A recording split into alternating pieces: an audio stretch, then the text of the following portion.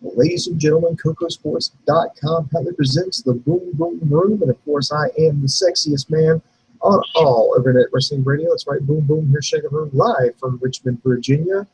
And well, ladies and gentlemen, SmackDown is in the books. But before we get to that, I'm just going to go ahead and address the elephant sitting in the room right now. Yes, of course, I, along with Dave Coco, Rob, American Alucard, Wrestling Rantin', and everybody else associated with Kocosports.com. We, of course, send our condolences out to the Rhodes family. Of course, the legendary Hall of Famer, the American Dream, Dusty Rhodes, passed away today at the age of 69. We are aware of that. We are going to do a show specifically on that, but you'll have to be patient. We're waiting on people to kind of get off work. We're waiting on kids and wives to wake up so that way we can get the show on the road. But rest assured, we will be doing a show completely dedicated to the memory of Dusty Rhodes. So just like, subscribe to us here on YouTube, Facebook, and Twitter, and we'll keep you updated when that show may be. We're hoping to crank that out within the next few hours, so please stay tuned. Like I said, we will be doing that show in memory of Dusty Rhodes. So, but in the meantime, let's get on to our SmackDown review. And of course, I'm going to ask the question that I ask each and every time I do a show here. It is, what do you give tonight's show? Do you give it a win, a loss, or a tie? So down here in the comments section, please be sure to tell us what you think. Do you give tonight's show a win, a loss, or a tie? You know what? To be honest, I'm going to give it a strong tie. I think it's I think it was a decent show, but I think they all played it safe going into Money in the Bank, which is coming up this Sunday exclusively on the WWE Network. So, so with playing it safe, I still thought it was a passable show. Of course, you had Dean Ambrose come out with the WWE World Heavyweight title, showing off pictures of him with a title belt, him riding a bull. This, of course, brings out Seth Rollins trying to get his title back. Ambrose lays it down in the ring, says, no, go ahead and get it, and rolls out. And then as soon as Seth Rollins gets it, Ambrose tells him, well, I can't lie to you. Well, it's a fake. It's a replica. I don't know where the original one is. I left it somewhere between New Orleans and here. And by the way, they were in Lafayette, Louisiana, home of the University of Louisiana Lafayette, the home of the Raging Cajuns. I'm still hoping we beat them this year. Go Trojans. Anyway, football rivalry aside, pretty good opening segment. I like Seth Rollins carrying on this chase for the belt, and Dean Ambrose antagonize him. I hope this is a preview of things to come. Maybe this is a kind of like a sample run for Ambrose with the, this is kind of a test run for him with the WWE World Heavyweight Championship. At least I hope it is, and I hope they like what they see, and I hope they put the belt on him for realsies. But decent segment here, but of course Ambrose bails. This brings out Kane, and Kane informed Seth Rollins that he was going to have a match tonight with Dolph Ziggler, one-on-one, all by his lonesome. Then we get to the first match. It is Ryback versus The Miz. Again, they played it safe with this one. Ryback, the newly crowned Intercontinental Champion, wrestling the so-called Hollywood A-lister, The Miz. This was it was kind of an average match. Pretty much what you think what happens. Ryback just kind of manhandles and overpowers Miz at every turn. Hits a meat hook clothesline, picks up The Miz, hits him with the shell shot for the win. Then out comes the Big Show, obviously hyping up their match at Money in the Bank. And then Ryback tries to goad Big Show into a fight. Big Show gets about halfway in the ring, then thinks better of it and tells no, he's not giving it away for free, and walks off. That ends the segment. So nothing's really particularly special on that. Then the next match here, we had King Wade Barrett taking on Jack Swagger, who apparently I didn't know was still alive at this point, because Ever since losing to Rusev for the 95th time, he's been MIA. You had R-Truth at ringside delivering commentary with Byron Saxton, Tom Phillips, and Jerry the King Lawler. This really was just kind of fodder because the whole story was R-Truth, putting on Barrett's crown and cape and carrying around his scepter, distracting King Barrett. This allowed Jack Swagger to get a couple of near falls. He even hit a Swagger bomb, but he winded up catching a bull hammer, gets flattened. Wade Barrett gets the pin along with the win. I don't know. Just right now, I'm looking at this on paper. I'm really just not into King Barrett right now. Don't get me wrong. I like Wade Barrett. I just don't like how he's being booked. And they've been so erratic with R-Truth. I don't really can't take this match seriously. I really can't take either one of these gentlemen seriously, just because, they've just been booked so horribly. Absolutely. I don't know what the hell the damn deal is. So, not really worth at least in my opinion, it's not worth your time to watch. So next match here we've got, it was actually a Divas match. We have Alicia Fox versus Paige. This was brought about because Alicia Fox took exception to Paige's comments last week about the Bellas, saying that Alicia Fox is saying that Paige, you don't speak for me, I can speak for myself. And again, this is another safe match. They had Alicia Fox and Paige go out. Some decent ring work. Take two, ring work from both the young ladies. Alicia Fox, I think she's been working out because she's got a sweet caboose. Paige working some rest holds, but eventually locks on the PTO.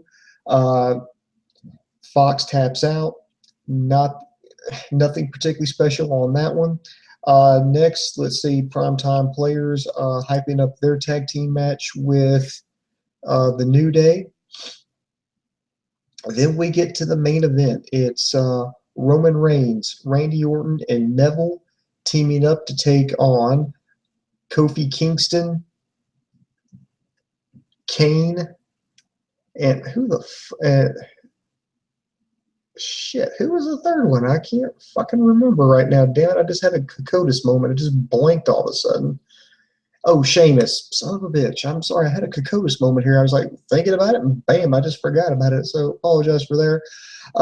This match, I think, really highlighted Neville. It looked like he was in trouble a few times, but again, this was another safe match.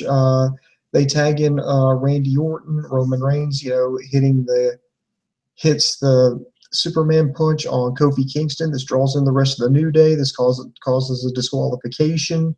So Reigns, Orton, and Neville all win. Then there was some teasing with the Money in the Bank pay-per-view match. There's a ladder that gets put in the middle of the ring. They've already got the briefcase hanging up there. Several gentlemen go up there to try to make a grab for it. This also brings out Dolph Ziggler. So you got the six men brawling to the outside. Neville's on the inside. He moves the ladder, climbs to the top, and does a suicide dive off onto the rest of the crowd. And that ends the show, kind of hyping it up. So a lot of high flying action from Neville on this one. So we've got a lot of aerial warfare going into Money in the Bank. So, but this is, it was passable, it was watchable, but everything was booked safely. There was nothing really to get excited about. I know they're trying to play it safe going into this Sunday with Money in the Bank. They opted to play a video package for hyping up the Kevin Owens, John Cena rematch instead of actually having one or both of them come out and have a confrontation or any kind of live event or pre-recorded taping. So again, that's why I gave this show I gave it a strong tie. Some of the stuff was entertaining, but looking back on it, the opening segment's pretty entertaining. Ryback versus Miz, you can skip. King Barrett versus Swagger, you can skip.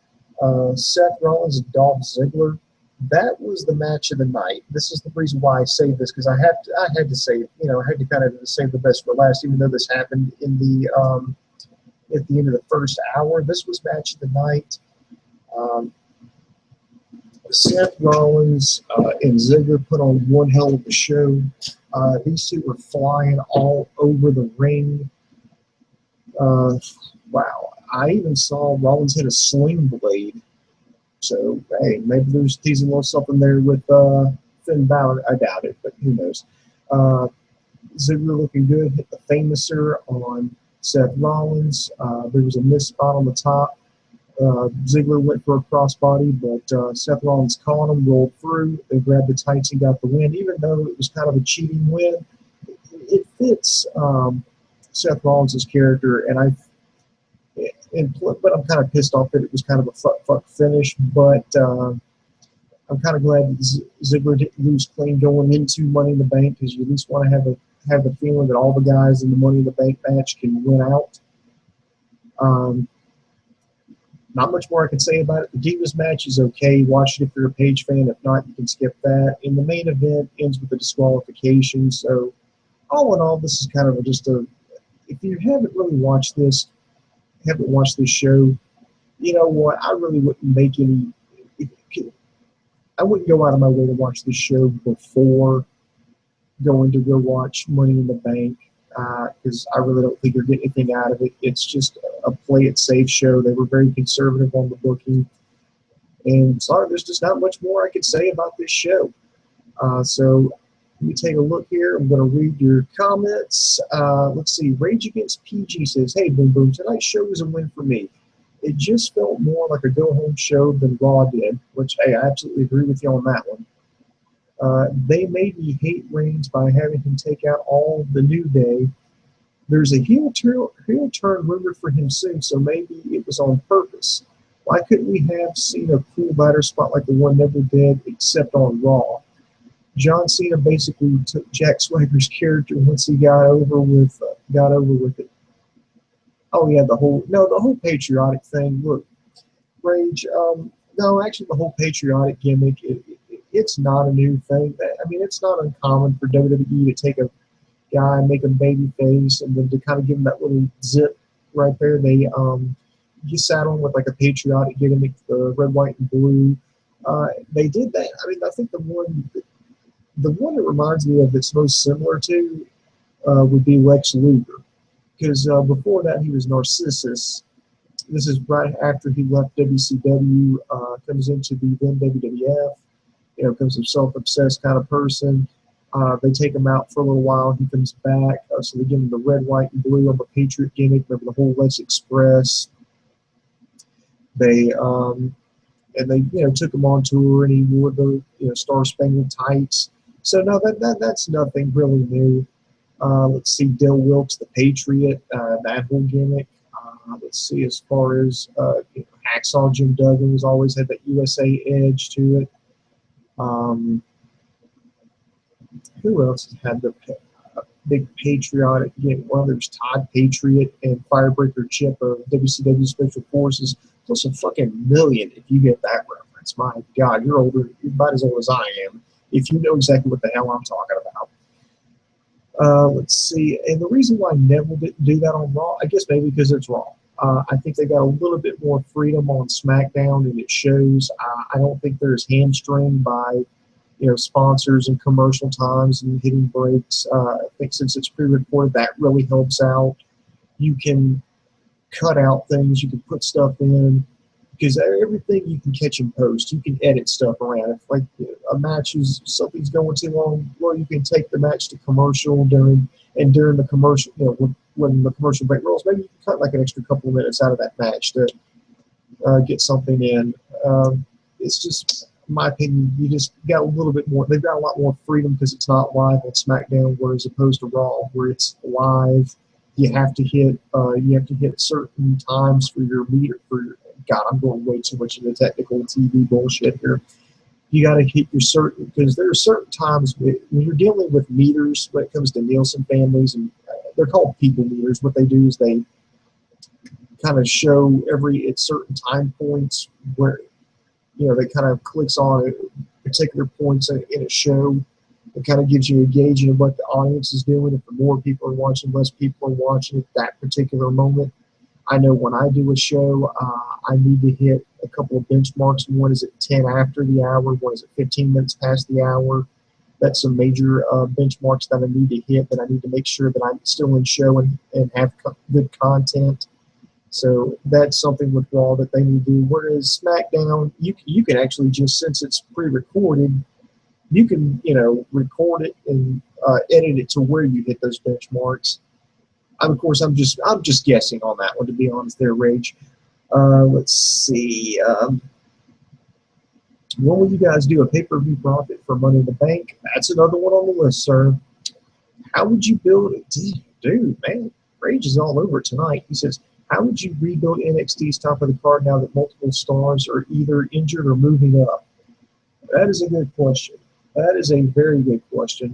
You know what? I think we're going to have to do Stump the Idiot on that one. That's a really good question. I don't think I could answer all that one right now because we'd be talking about, I'd have to look at the roster, to give you the weeks, the strengths, the weaknesses, how I would push somebody, how I would, position them to be a champion, to be a credible champion.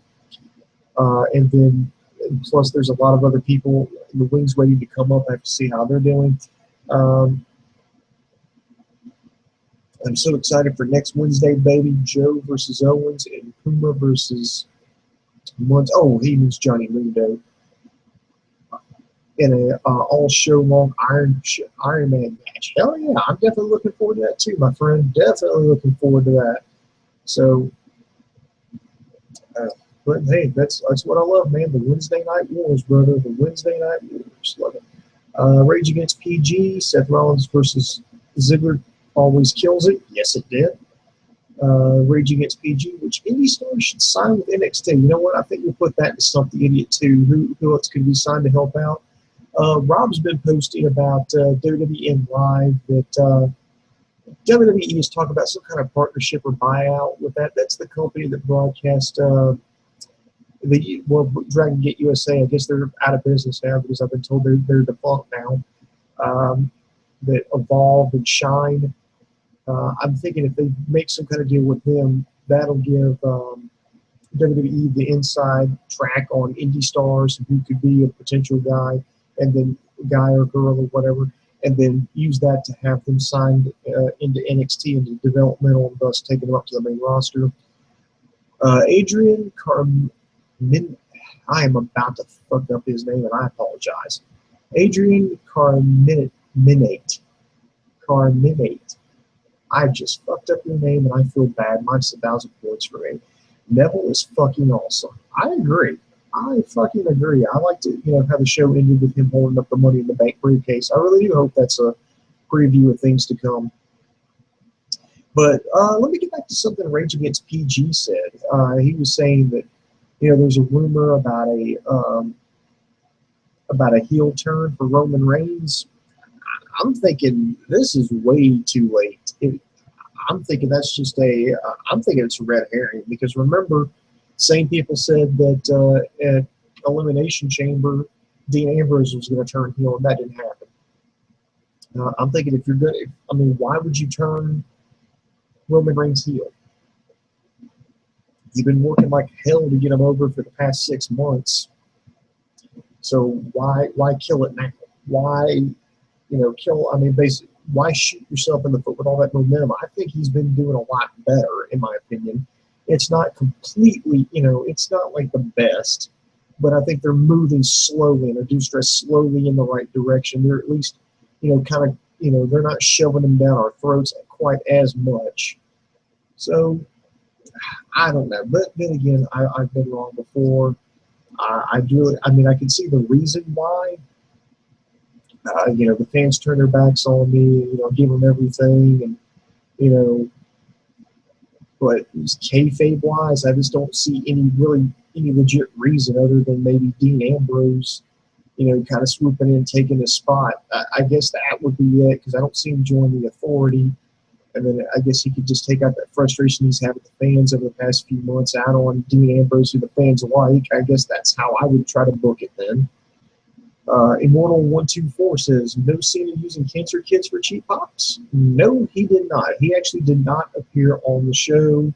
The only time that Cena appeared on the show was a video package that kind of ran down the feud between Kevin Owens and John Cena. So, no, that did not happen.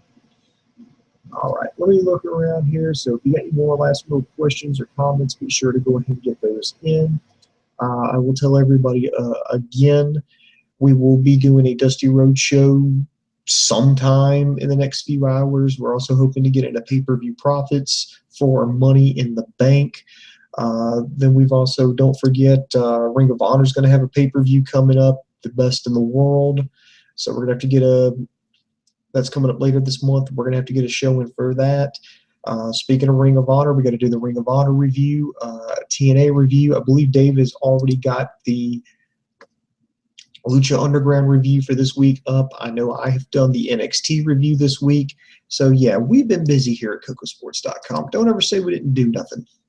And buy a T-shirt. You can get that at Kocosports.com. All right, looking one more time. I'm not seeing anything, so let's go ahead and wrap this bad boy up. I would like to remind everybody to check us out at Kocosports.com. That's KOCOsports.com. It's your home for all combat sports. That includes boxing, mixed martial arts, pro wrestling, amateur wrestling, sumo wrestling, taekwondo, kickboxing, judo. If you can get your nose broke doing it, we got you covered. Be sure to check out our news and gossip section, updated daily, along with our very wonderful and popular video on demand section. And speaking of our video on demand section, we want to thank some of our friends, our associates with Geek Essentials for helping us out this past week. So go check out Geek Essentials they're really big fans of us and helping us out, and we appreciate that, guys. So mad props to Geek Essentials. So this is going to do it for me and for my partner, Dave Coco. I am over.